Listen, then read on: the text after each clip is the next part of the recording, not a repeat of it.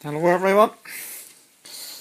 So we have this pipe here, and this is supposed to be a full metal pipe going from here across here, and this piece here would sit and fit into where the steering column meets the steering rack.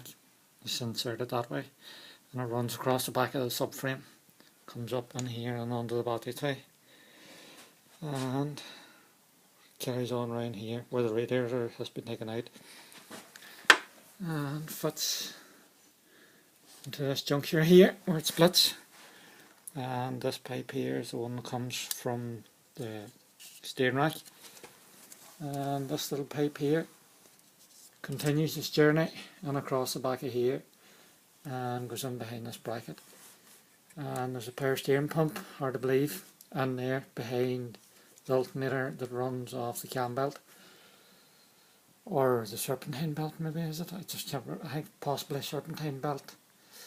But no matter, it is really well in there. There's possibly it there. You can see a line coming out of it. Return on, is it?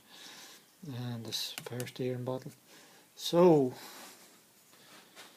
now that we have it out on the front of the car for the umpteenth time, my fault more than anybody else's, this repair piece will be coming out of it, and possibly get a whole new line made, and if we can't, we'll get it cut off here and try and get it crimped down on it and see can the fella make me up something sort of like that, which is made of metal to go across to here.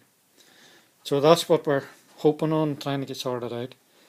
I have this to sort out as well. Apparently this is very common. This is the throttle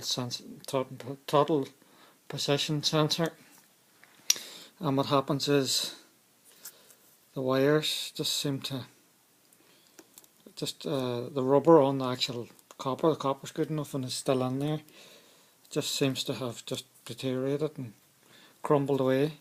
So this is just temporary measure. I'm going to have to cut these off and solder them directly onto it. Hope that it works. I don't know how easy these are to get.